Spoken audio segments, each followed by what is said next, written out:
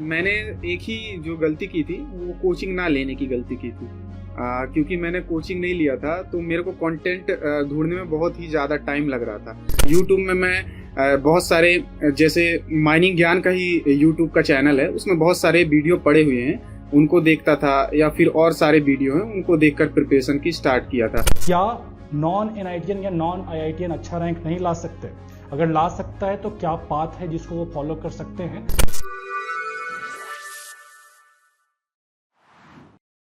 Welcome back to YouTube channel mining Gyan. मैं विनोद चंद्राकर आपके अपने यूट्यूब चैनल माइनिंग ज्ञान में स्वागत करता हूं।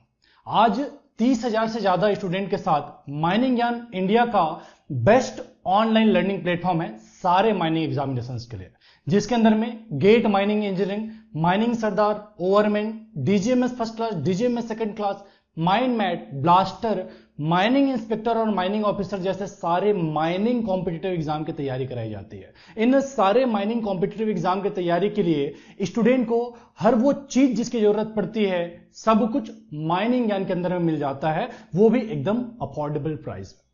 तो यदि आपने माइनिंग ज्ञान को अभी तक विजिट नहीं किया, माइनिंग ज्ञान ऐप को डाउनलोड नहीं किया, तो डिस्क्रिप्शन में आपको माइनिंग ज्ञान ऐप का लिंक मिल जाएगा, जहां से आप ऐप को डाउनलोड करके हमारे प्रीमियम कोर्स का फायदा उठा सकते हैं। आज हमारे बीच है यूआईटी शहडोल के चमकते सितारे मुजाहिद, जिनका गेट माइनिंग इंजीनियरिंग एग्जाम 2024 के अंदर में ऑल इंडिया रैंक 48 लगा है। आज के इस वीडियो में हम जानेंगे इन्हीं मुजाहिद जी के बारे में कि क्या ये है, किस तरह से इनका प्रिपरेशन जर्नी रहा है, क्या अप्स एंड डाउन है जिन पर से गुजर करके आज इन्होंने यह मुकाम हासिल करा है। हर वो चीज जो एक टॉपर के अंदर से आप जानना चाहते हैं इस वीडियो के माध्यम से जानने की कोशिश करेंगे, इस इंटरव्यू के माध्यम से जानने की कोशिश करेंगे। तो चलिए वीडियो को शुरू करते हैं। तो मुजाहिद, आपका माइनिंग ज्ञान में बहुत बहुत स्वागत है, और आपको आपके अचीवमेंट के लिए कि आपने GATE mining engineering exam India के one of the toughest exam के अंदर में ऑल इंडिया रैंक 48 हासिल करा है, इस बात के लिए बहुत बहुत शुभकामनाएं, बहुत बहुत बधाई। Thank you sir. मुजाहिद, मैं सबसे पहले चाहूंगा कि आप अपने आप को इंट्रोड्यूस करें, अपने बैकग्राउंड के बारे में बताएं हमारे व्यूअर्स को। Sir, first all of thanks to you and mining Gyan team for taking my interview so that I can share my experience of GATE preparation so that GATE aspirant can take its benefit. As you say, my name is Mujahid Asraf. I am from village Khairaha, district Shahdol, Madhya Pradesh. I have done my schooling from Green Bells Public School, Budhar, district Shahdol, and I have done my graduation in mining engineering from UIT RGPV Shahdol, which is in Madhya Pradesh. And I have secured all India rank in GATE examination 48 in 2024. That's my brief introduction, sir. Okay, thank you so much Mujahid for your introduction. आगे मैं जानना चाहूँगा मुजाहिद जी कि ये जो आपने GATE mining engineering exam का preparation करा, जिसमें आपने एक अच्छा रैंक हासिल करा है, तो उसका ओवरऑल प्रिपरेशन जर्नी कैसा रहा है, प्लीज आप हमारे व्यूअर्स के बीच में रखिए।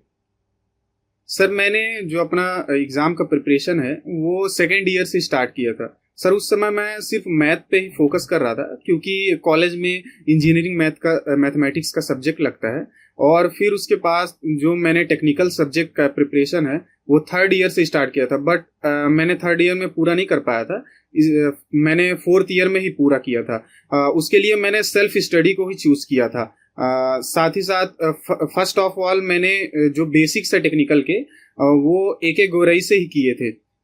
एक गोरई से मैं पहले जो है उसके टॉपिक्स क्लियर करता था। उसके लिए मैं डिफरेंट्स बुक या फिर यूट्यूब या फिर गूगल का सहारा लेता था। यूट्यूब में मैं बहुत सारे जैसे माइनिंग ज्ञान का ही यूट्यूब का चैनल है, उसमें बहुत सारे वीडियो पड़े हुए हैं, उनको देखता था, या फिर और सारे वीडियो हैं उनको देखकर प्रिपरेशन की स्टार्ट किया था। और फिर उसके बाद मैंने जो प्रीवियस ईयर एग्जाम के पेपर्स हैं, PYQ जिनको बोलते हैं, 2007 से लेकर पूरे अभी जितने भी रिसेंट के हैं वो पूरे लगाए थे। और मैंने जो अपना बेसिक्स है वो PYQ को ही बनाया था, क्योंकि PYQ हम लोग ने देखा है कि मैंने जो रिसर्च की थी कि गेट एग्जामिनेशन जो है वो PYQ ही पूरा फॉलो करता है। हमने देखा कि 30 से 40% जो क्वेश्चन है वो PYQ से आते हैं, इसलिए मैंने जो मेन फोकस किया था वो PYQ में किया था। और मैंने टेस्ट सीरीज खरीदे थे, जैसे माइनिंग ज्ञान का किया, माइन गेट का किया और मेरिट प्लस का किया, और PYQ तो मैं कर ही रहा था। और फिर उसके बाद मैं अभी गेट 23 में थोड़ा मेरा जो स्कोर था वो लो आया था। मैंने 487 रैंक अचीव की थी गेट 23 में। फिर उसके बाद मैंने गेट 24 का जो एग्जाम दिया उसमें अच्छी रैंक आई।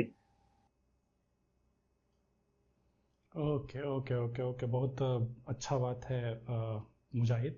आपका गेट माइनिंग इंजीनियरिंग 2024 के अंदर में 48 रैंक आया है, जो कि काफ़ी अच्छा रैंक होता है। और काफ़ी अच्छा रैंक इस लिहाजे से भी होता है कि एक जिसका टॉप 10 में रैंक है, चाहे AIR 1 आए, और एक जिसका 48 रैंक है, जाना सबको एक ही जगह है, कोल इंडिया अल्टीमेट डेस्टिनेशन। मेरे ख्याल से आप भी कोल इंडिया ही जाना चाह रहे होंगे इनिशियल बेसिस पे तो at least, right? Yes sir, yes sir, coal तो इंडिया ही जाना आपका चाह रहे हैं। हाँ, कोल इंडिया ही जाना चाह रहे हैं, तो ये 48 रैंक आपको आराम से पहुंचा देता है, जहां जो आपका सपना जहां पे जाने का है वहां तक पहुंचा देता है। और एक और अच्छा चीज जो आपके पूरे जर्नी में सुनने मिला, जानने मिला, जो हमारे व्यूअर्स को भी सुनना चाहिए, कि सेल्फ स्टडी से भी एक अच्छा रैंक लाया जा सकता है। सेल्फ स्टडी करके इन्होंने ये रैंक हासिल करा है। नो डाउट मॉक टेस्ट के लिए इनका डिपेंडेंसी कई सारे इंस्टीट्यूट पे रहा है, लेकिन जो इन्होंने रैंक हासिल करा है, प्रिपरेशन करने का जो इनका जर्नी रहा है, उसमें पूरा पूरा कंट्रीब्यूशन जो रहा है इनके सेल्फ स्टडी का रहा है, कि जहां कहीं भी अटके इन्होंने रेफरेंस बुक का सहारा लिया और उससे उससे करके पढ़ा। अभी भी माइनिंग वालों के लिए गेट इतना टफ नहीं है कि खुद से पढ़ के आप क्रैक ना कर सके, आराम से आप क्रैक कर सकते हैं। एक और सवाल जो बार बार पूछा जा रहा था मुजाहिद, हमें कमेंट में आ रहा था, मुझे कॉल करके आ रहा था, कि सर आप लोग IITian और NITian का ही इंटरव्यू ले रहे हैं, नॉन NITian या नॉन IITian का भी इंटरव्यू लीजिए। ये जो अच्छा रैंक जितना भी दिख रहा है आपका, सारे IITian या NITian है। क्या नॉन NITian या नॉन IITian अच्छा रैंक नहीं ला सकते? अगर ला सकता है तो क्या पाथ है जिसको वो फॉलो कर सकते हैं, जिससे कि 1 डिजिट या 2 डिजिट में उनका रैंक आ जाए? तो आप प्लीज हमारे व्यूवर्स को गाइड कीजिए, हमारे स्टूडेंट को गाइड कीजिए, कि इनका जो मिसपरसेप्शन है कि जो IIT से पढ़ने वाला बच्चा है वही एक इंटेलिजेंट है, और IIT से जो पढ़ने वाला बच्चा है वही एक अच्छा रैंक गेट के अंदर में ला रहा है। आप प्लीज इनको, इनके मिसपरसेप्शन को तोड़ने की कोशिश कीजिए, बताने की कोशिश कीजिए।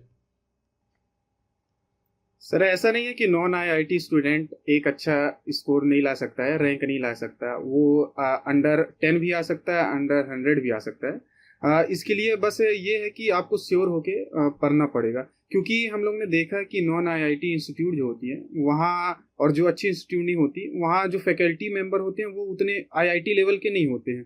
इसलिए फिर आपको अपने आप पे बिलीव करना पड़ेगा। आपको उतना टाइम देना पड़ेगा, कम से कम 8 से 10 घंटे, 12 घंटे आपको दिन भर में देने पड़ेंगे।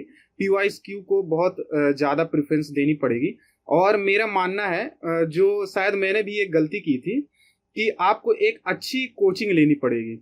क्योंकि जब आप एक अच्छी कोचिंग लेंगे तो उससे क्या होगा कि आपको जो कंटेंट है वो इजीली अवेलेबल हो जाएगा।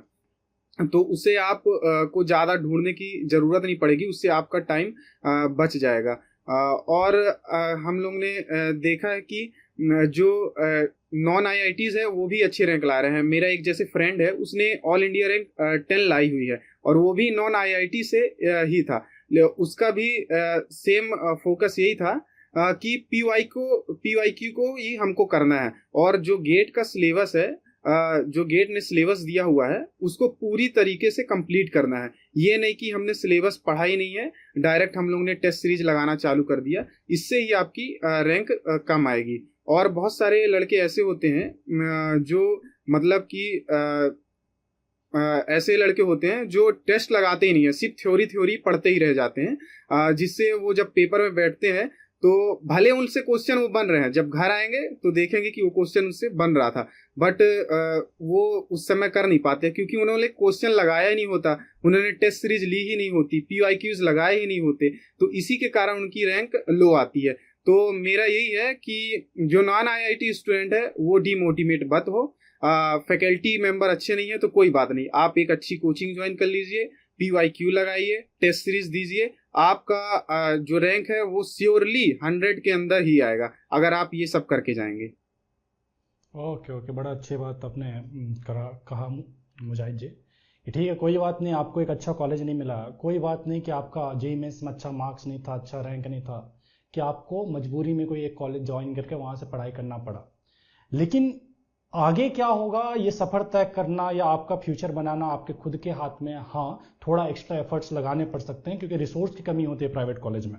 लेकिन आज के टाइम पे जहाँ पे ऑनलाइन कोचिंग अवेलेबल है, जहाँ पे आईआईटी लेवल के फैकल्टीज आपको ऑनलाइन क्लासेस के अंदर में पढ़ा रहे हैं, आपको प्रॉपर गाइड कर रहे हैं, तो एक बड़ा हेल्प आपको मिल सकता है अगर आप चाहे, यदि आप किसी कोचिंग को ज्वाइन कर लेते हैं। वैसे मेरा अगला सवाल यही था जो कि आपने मोटा माटी बता ही दिया कि यदि आप सेल्फ स्टडी करते हैं और यदि आप कोई कोचिंग ज्वाइन करते हैं तो दोनों में क्या डिफरेंस आपको दिखाई देता है, कितना हेल्प किसी को मिल जाता है यदि वो कोचिंग को ज्वाइन कर लेते हैं। अगर आप किसी कोचिंग को ज्वाइन कर लेते हैं तो आज के टाइम में कितना गेट टफ है और कितना आसान है। सर जैसे मैंने अभी भी बताया था कि अगर आप कोचिंग नहीं ले रहे हैं तो क्या है कि आपको कंटेंट खुद ही ढूंढने पड़ेंगे, क्वेश्चन खुद ही ढूंढने पड़ेंगे और उनका सॉल्यूशन करना पड़ेगा। आपके पास कोई फैकल्टी मेंबर नहीं होगा जिससे आप अपने डाउट्स क्लियर कर सकें, और उसके लिए आपको बहुत ही ज़्यादा टाइम स्पेंड करना पड़ जाएगा। और अगर अगर हम लोग देखें कि आप एक कोचिंग ले रहे हैं तो उससे आपको जो गेट का सिलेबस है उसके पूरे जो टॉपिक्स हैं वो अच्छे से डिफाइन वे में आपको पीडीएफ या फिर सॉफ्ट कॉपी हार्ड कॉपी में मिल जाएंगे। और साथ ही साथ आपको क्वेश्चंस भी मिलेंगे। क्वेश्चन में कुछ डाउट भी आ रहे हैं वो आप डायरेक्ट फैकल्टी मेंबर से कांटेक्ट कर सकते हैं जिससे आप इजीली अपने डाउट क्लियर कर सकेंगे। और अगर आप कोचिंग नहीं ले रहे हैं तो उससे ये होगा कि कंटेंट खुद ढूंढो, खुद ही सब करना पड़ेगा। और जो सेल्फ स्टडी होती है वो उसके लिए होती है जिसके बेसिक्स क्लियर हो चुके हैं, मतलब उससे उसके जो न्यूमेरिकल पावर है अच्छी है, उसके बेसिक्स क्लियर है, जिससे वो इजीली किसी भी चीज को ढूंढ पा रहा है, क्वेश्चन को कर पा रहा है। और अगर आपके बेसिक्स क्लियर नहीं है, न्यूमेरिकल पावर अच्छी नहीं है, तो बिल्कुल आप सेल्फ स्टडी मत कीजिए, आप किसी कोचिंग को ज्वाइन करिए। ओके ओके ओके ओके, ठीक है। मुजाहिद जी, मैं एक और सवाल है जो आपसे पूछना चाहूँगा। जैसा कि आपका 48 रैंक आया है, क्या कुछ गलतियां थी जो आपने एग्ज़ाम प्रिपरेशन के दौरान या उस एग्ज़ाम के 3 घंटे के दौरान करा, जो आप चाहेंगे कि अवॉइड करें, या हमारे व्यूअर्स को बोलेंगे कि भाई इस चीज़ को अवॉइड कर लो, आपका रैंक और अच्छा हो सकता है, या आपका जो रैंक 48 आया है वो अच्छा हो सकता था? कोई ऐसा गलती जो आप हमारे व्यूअर्स को बताना चाहेंगे? सर मैंने एक ही जो गलती की थी वो कोचिंग ना लेने की गलती की थी। क्योंकि मैंने कोचिंग नहीं लिया था तो मेरे को कंटेंट ढूंढने में बहुत ही ज़्यादा टाइम लग रहा था, और उससे मैं जो क्वेश्चन है वो अपना ज़्यादा से ज़्यादा नहीं कर पा रहा था। क्योंकि अगर मैं कंटेंट ढूंढने में टाइम वो स्पेंड नहीं करता तो मेरे को और ज़्यादा क्वेश्चन करने का मौका मिल जाता। और दूसरी चीज़, मैंने पेपर में एक गलती ये की थी कि मैं क्वेश्चन में, मतलब जो लेंथी क्वेश्चन थे उनमें फंसा रह गया था, जो मेरे को नहीं करना चाहिए था। क्योंकि अगर लेंथी क्वेश्चन आ रहा है आपको देख के उसको स्किप करके जाना है, और मार्क फॉर रीड का एक ऑप्शन रहता है, उसको मार्क फॉर रीड करना है, और उसके बाद जब आपसे इजी क्वेश्चन या फिर अच्छे क्वेश्चन बन जाए तो रिटर्न में उसको करना है। ओके ओके ओके ओके, तो एक मेजर मिस्टेक बोलिए, चाहे जो भी है, एक्चुअली रहता है कि अपने आप में ही कॉन्फिडेंस रहता है कि खुद कर लूँगा। लेकिन मैं भी इनके पूरे ओवरऑल कन्वर्सेशन को सम अप करना चाहूँगा कि कोचिंग ऐसा कतई नहीं है कि आपको सिलेक्शन दिलाने वाला है, कोचिंग आपको AI और 1 बना के देने वाला है, कोचिंग आपको अंडर 10 रैंक ला के देने वाला है। कुछ भी नहीं है। कोई भी कोचिंग वाला रहे झूठा दावा करता है कि आप हमारे कोचिंग को ज्वाइन कर लीजिए, आपका AI और 1 आएगा या अंडर 10 रैंक आएगा, ऐसा कुछ भी कोचिंग करके नहीं दे सकता है। कोचिंग बस आपको सुविधा देता है, वैसा ही सुविधा देता है जैसे कि पहले किसान जो होता था वो हल चला के खेती किया करता था, बाद में हार्वेस्टर आया तो उनके काम को आसान कर दिया, हार्वेस्टर आने से, ट्रैक्टर आने से। वही काम कोचिंग का है कि आपके हिस्से का काम कोचिंग करके देता है। क्या पढ़े, कहाँ से पढ़े, कैसे पढ़े, ये काम कोचिंग करके देता है। जैसे कि मुजाहिद जी ने भी बताया कि वो एक जगह में आपके सिलेबस को कवर करके दे देता है। आपका काम बस इतना रह गया कि उस सिलेबस को खत्म करिए और जो क्वेश्चन कोचिंग वाले प्रोवाइड कर रहे हैं उन क्वेश्चन को प्रैक्टिस कीजिए। आपके हिस्से का वो ढूंढने वाला काम, कि कहीं पे डाउट आया तो खुद ही क्लियर करने वाला काम, वो कई सारा जो एक्स्ट्रा टाइम कंज्यूम होता है आपके सेल्फ स्टडी के दौरान, अगर किसी को ज्वाइन कर लेते हैं, किसी के साथ में पढ़ाई करते हैं, तो वो टाइम बच जाता है। अल्टीमेटली मैं बोल सक रहा हूं कि आपके 10 घंटे का काम 1 घंटे में हो जाता है। आपका टाइम पूरी तरह से इफेक्टिव वे में यूटिलाइज होता है यदि आप किसी को ज्वाइन कर लेते, चाहे कोई भी हो। यही बोलना चाह रहे थे मुजाहिद जी। आगे मैं आपसे जानना चाहूंगा कि पढ़ाई करना तो एक बात, कि जो भी है आपने पढ़ाई करा है, काफ़ी एफर्ट्स लगाए हैं करके आज आपका ये रैंक आया है, लेकिन फ्री टाइम में आप क्या कुछ है जो करना पसंद करते हैं? मतलब जो आपका अगर प्रेशर कहीं पे आ रहा है, एग्जाम प्रेशर, उसको हटाने के लिए क्या कुछ है जो करना पसंद करते हैं खाली टाइम पे? सर मैं मानता हूँ कि अगर हम लोग किसी भी चीज़ की एग्ज़ाम प्रिपरेशन कर रहे हैं तो उसके लिए हमको दिन में एक बार मतलब हमको थोड़ा फ्री टाइम चाहिए होता है, जिससे हम लोग के माइंड में स्ट्रेस ना आए और हम लोग कहीं पे फंस रहे हैं तो डिमोटिवेट ना हो सके। इसके लिए मैं सबसे अच्छा करता था, मेरे को फिजिकल एक्टिविटी करने का बहुत पसंद है। तो मैं जैसे क्रिकेट खेलता था या फिर और भी टास्क जैसे जिम वगैरह ये सब करता था। और साथ ही साथ मैं फैमिली से बात करता था, उनके साथ टाइम स्पेंड करता था या फिर दोस्तों के साथ थोड़ा बहुत घूमता था। लेकिन ये उतना ही होना चाहिए जितना जरूरी है, ये नहीं कि आप मतलब दिन भर ही वो करते रह जाएं। तो मतलब इससे ये होगा कि हमारा जो माइंड है वो थोड़ा फ्रेश हो जाएगा और फिर से हम अपने ध्यान लगा पाएंगे। ओके ओके, मतलब आपके पास में कुछ चीज़ें ऐसी भी थी जो आपके माइंड को रिलैक्स करता था, आपके प्रेशर किलिंग का काम करता था और आपको रिचार्ज करता था वापस से कि मैं अब पूरे शिद्दत के साथ इफेक्टिव वे में लग जाऊं। रिफ्रेश करने का काम क्रिकेट, फैमिली मेम्बर से बात करना या दोस्तों से मिलना वगैरह से आपका काम हो जाता था।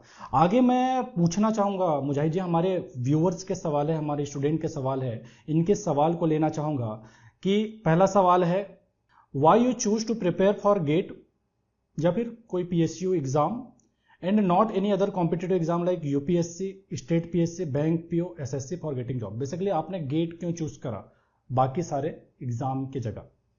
Please if you can answer it.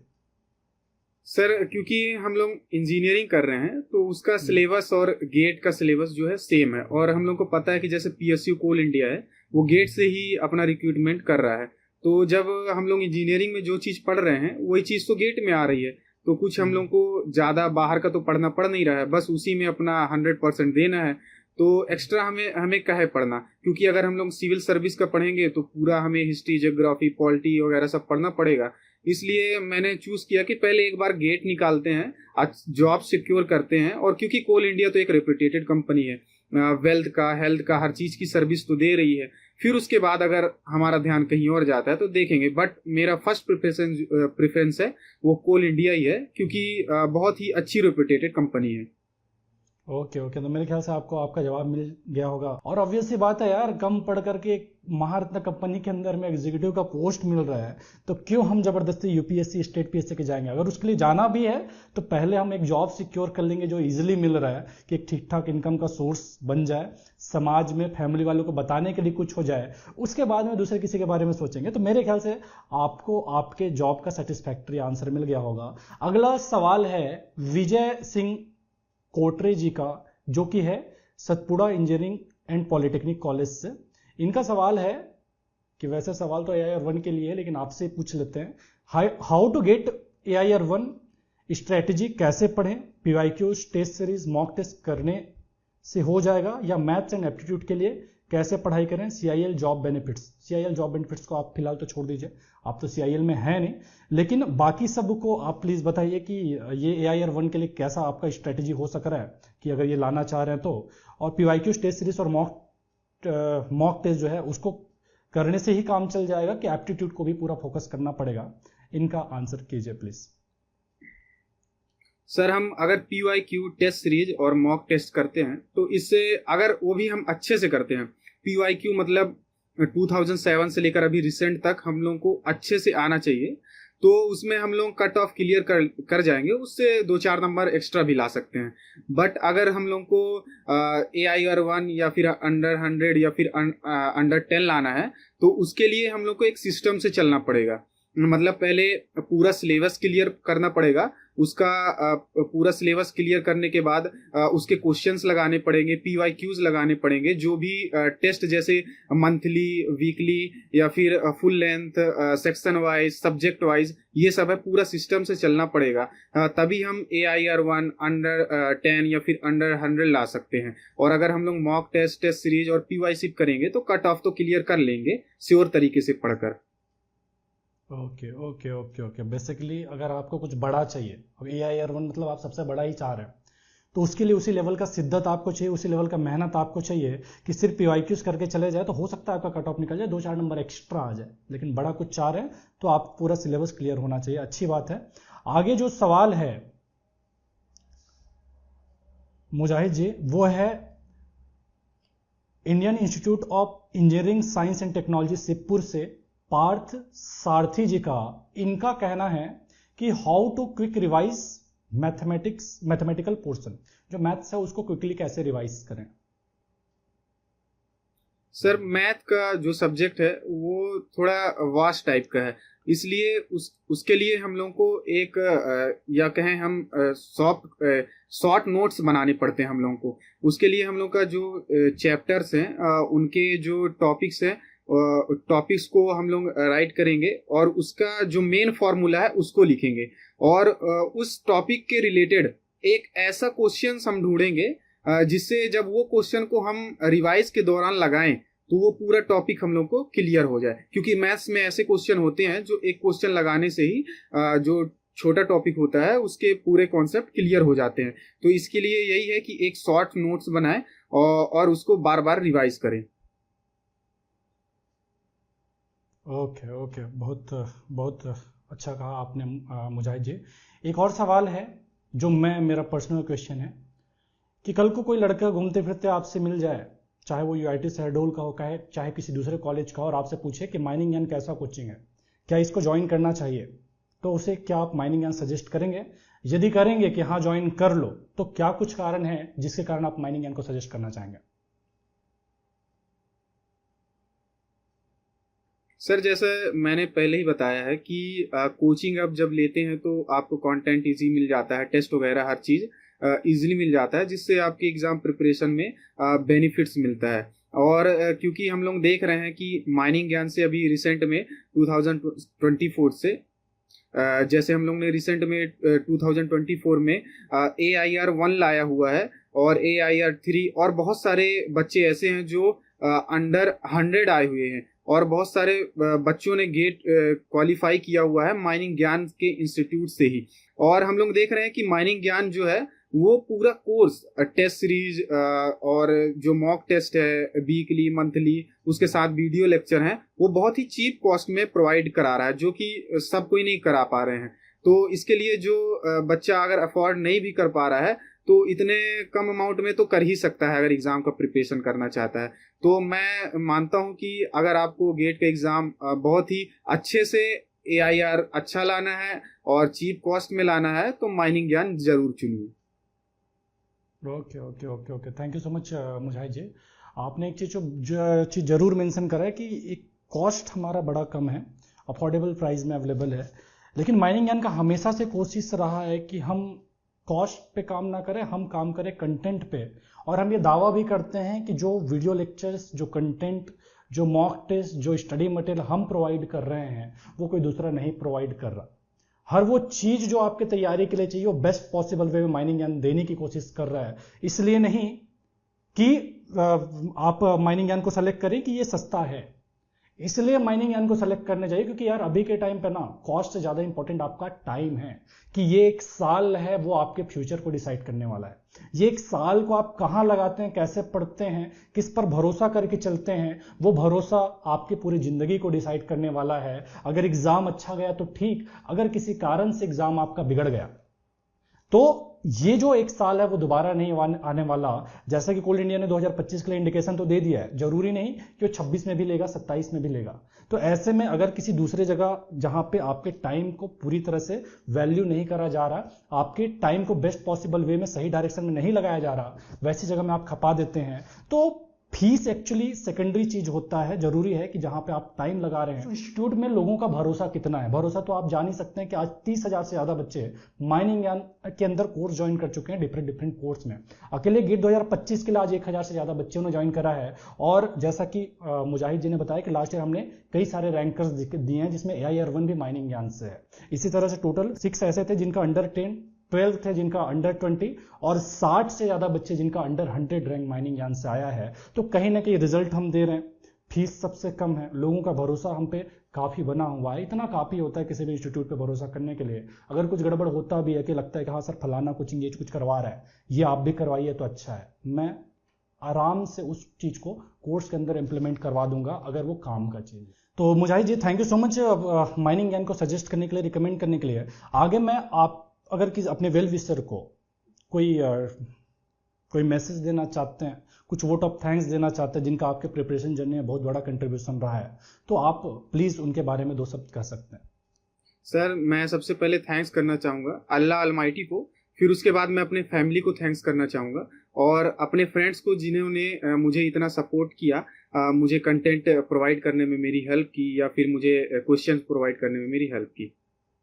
Okay, मैं आगे जानना चाहूँगा कि जो फ्यूचर एस्पिरेंट है, माइनिंग ज्ञान के बच्चे जो पढ़ रहे हैं माइनिंग ज्ञान के अंदर में, या फिर आपके यूआईटी शहडोल के आपके जो जूनियर्स हैं या दूसरे व्यूअर जो हमको सुन रहे हैं, उनको कोई टिप अगर आप देना चाहते हैं कि एग्जाम के दौरान क्या क्या चीज़ें हैं जिसको वो ध्यान में रखें और क्या क्या चीज़ें जिसको वो एग्जाम प्रिपरेशन के दौरान या उस 3 घंटे के एग्जाम के दौरान अवॉइड करे, कोई भी टिप अगर आप एस्पिरेंट को देना चाहते हैं तो प्लीज दे सकते हैं।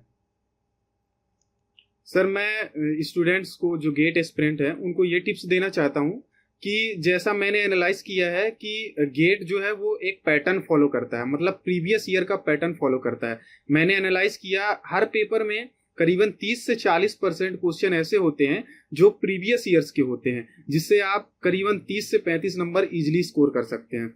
इसलिए आप जो है प्रीवियस ईयर का गेट 2007 या उससे पहले से रिसेंट तक के पेपर इतने अच्छे से लगाइए कि उससे जो क्वेश्चन आ रहे हैं उसके टॉपिक के उसका टॉपिक अच्छे से क्लियर हो जाए। ये नहीं कि सिर्फ क्वेश्चन, उससे रिलेटेड जो टॉपिक है वो अच्छे से क्लियर हो जाए ताकि जब प्रीवियस रिपीट हो तो उससे जो भी क्वेश्चन आए वो आपसे बन जाए। और दूसरा मेरा ये टिप है जो मैंने फील किया था गेट 2023 का जब मैंने एग्जाम दिया था कि हम लोग का जो गेट का पेपर होता है उसमें बहुत सारे न्यूमेरिकल प्रॉब्लम्स रहते हैं। उसके लिए हमको कैलकुलेटर की ज़रूरत पड़ती है जो कि हम लोग माउस से करते हैं। तो अगर हम लोग जैसे घर में टेस्ट दे रहे हैं या फिर कहीं भी टेस्ट सीरीज या फिर कुछ भी लगा रहे हैं तो वो हम लोग जो है कैलकुलेटर का यूज करते हैं, तो वो मोबाइल या सेल फोन में करते हैं जिससे हम लोग की प्रैक्टिस नहीं हो पाती है। तो मेरा यही है कि आप लोग जब भी टेस्ट लगाएं वो अपने लैपटॉप में लगाएं या फिर डेस्कटॉप में लगाएं, तो माउस का यूज जरूर करें जिससे आपका एक प्रैक्टिस हो जाए ताकि आप जब एग्जाम दें तो उसमें आप अच्छे से न्यूमेरिकल प्रॉब्लम सॉल्व कर सके, जिससे आपका 10 से 15 मिनट बच सके। क्योंकि ये मेरे फ्रेंड्स के साथ भी हुआ है, उनका 10 से 15 मिनट सिर्फ माउस के चक्कर में ही चला गया था। इसलिए मेरी यही टिप्स है कि आप लोग जरूर ही माउस से टेस्ट को लगाएं। Thank you so much Mujahid जी अपना टाइम देने के लिए, हमें अपने वैल्यूएबल फीडबैक, अपने वैल्यूएबल सजेशन देने के लिए। नो डाउट आपका ये जर्नी हमारे गेट एस्पिरेंट के लिए मोटिवेशनल रहेगा, उनको हेल्प करेगा throughout their GATE preparation. एक जो रैंकर होता है, एक जो अचीवर होता है, उनके क्या इन्होंने करा और क्या करके इन्होंने रैंक हासिल करा, उससे तो आप सीखते ही हैं। इनके गलतियों से भी कई सारी चीज सीखते हैं, जो मुजाहिद जी ने बताया कि क्या कुछ है जो इन्होंने किया जिसे आप अवॉइड करके एक अच्छा रैंक ला सकते हैं, और क्या कुछ है जिसको इन्होंने फॉलो करा जिसे करके आप एक अच्छा रैंक ला सकते हैं। एक बड़ा परसेप्शन और बना हुआ था कि सर जो भी इंटरव्यू आप कंडक्ट कर रहे हैं उसमें सारे एनआईटी और आईआईटी के थे, तो इन्होंने ये भी बता दिया कि इनके कॉलेज के अंदर से एक बच्चा ऐसा भी था जिनका AIR 10 आया है, इनका खुद का 48 रैंक है। और मैंने आपको बताया कि जो टॉप 10 रैंकर्स है उसमें AIR 3 कुमार अनमोल का है, वो नॉन IITian नॉन NITian है। 7th रैंक दानिश कुमार, ये नॉन IITian नॉन NITian है। तो इस तरह से कई सारे एग्जाम्पल्स है जहां पे नॉन IITian या नॉन NITian ने बहुत अच्छा रैंक हासिल करा है। जब इन्होंने एक एग्जाम्पल सेट करा, एक अच्छा रैंक हासिल करा है, तो आप भी जरूर कर सकते हैं। शिद्दत के साथ पढ़ाई कीजिए, पूरे ईमानदारी के साथ पढ़ाई कीजिए, आज से मेहनत करने में लगते हैं तो माइनिंग वालों के लिए गेट एग्जाम आज भी बहुत ज्यादा टफ नहीं है। आराम से ना सिर्फ एक अच्छा रैंक बल्कि AIR 1 भी आप ला सकते हैं, चाहे जैसा भी आपका बैकग्राउंड है। Thank you so much for watching. मिलते हैं अगले वीडियो में, तब तक के लिए टाटा बाय बाय, जय हिंद।